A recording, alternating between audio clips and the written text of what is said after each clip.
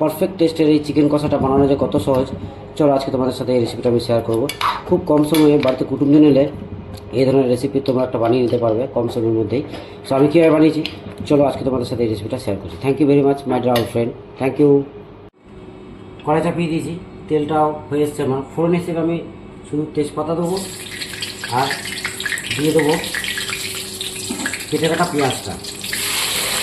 বাড়িতে কুটুমজন এলে বন্ধুরা এই প্রসেসে চিকেনের রেসিপিটা দুর্দান্ত সাথে বানিয়ে নিতে পারবে।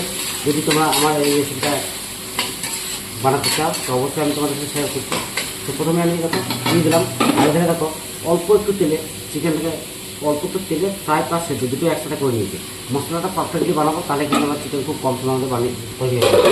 তো আগে পেঁয়াজটা এবার হতে দিচ্ছি, অ্যাড করে দিচ্ছি আদা রসুন কাঁচা লঙ্কা গোটা জিরে গোটা ধনে বাটা।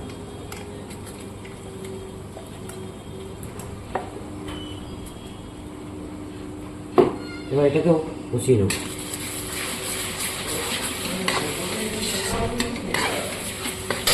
এবার দিয়ে দিচ্ছি হলুদ গুঁড়ো 1 চামচের মতো, স্বাদ অনুসারে লবণ দিয়ে দিচ্ছি, আর দিয়ে দিচ্ছি 2 দানা চিনি, আর দিয়ে দিচ্ছি কাশ্মীরি গুঁড়ো লঙ্কা কালারের জন্য। কালারের জন্য কিন্তু কাঁচা লঙ্কা ব্যবহার করেছি আমি।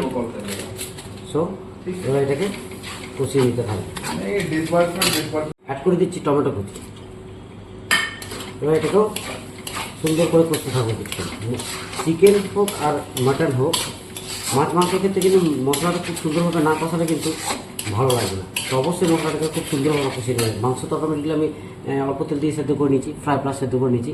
সো গাইস অনলি মশলাটা খুব সুন্দরভাবে কষিয়ে একটু গরম জল অ্যাড করবো, তাহলে কী হবে মশলাটা পুড়বে না, অথচ মশলাটা খুব সুন্দরভাবে হয়ে যাবে, রেডি হবে।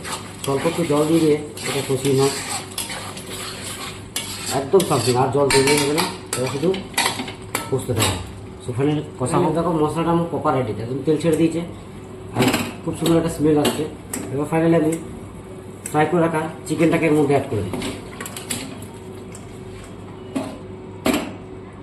এবার এটাকে নিয়ে মিনিমাম 10 মিনিট কষলে আমার প্রপার কম সময় একদম চিকেনের দুর্দান্ত একটা রেসিপি পেয়ে যাবে।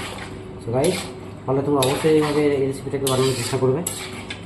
চলো থ্যাংক ইউ। এবার এটাকে কষতে থাকবো বললাম মিনিমাম 15 মিনিট, তাহলে আমার মশলাগুলো মাংসের মধ্যে অ্যাড হয়ে যাবে। দেখো চিকেনটা প্রপার অ্যাড হয়ে গেছে। নামানোর গিয়ে মূল মন্ত্র ধনে পাতা কুচি অল্প একটু ছড়িয়ে দিয়ে নামিয়ে নেব। ফাইনালি আমার কাজ শেষ। পারফেক্ট টেস্ট রেসিপিতে পারলে বন্ধুরা অবশ্যই একবার ট্রাই করার চেষ্টা করবে। চলো থ্যাংক ইউ। এবার এটাকে আমি সার্ভ করে যাবে, এবার এটাকে নামিয়ে নেবো।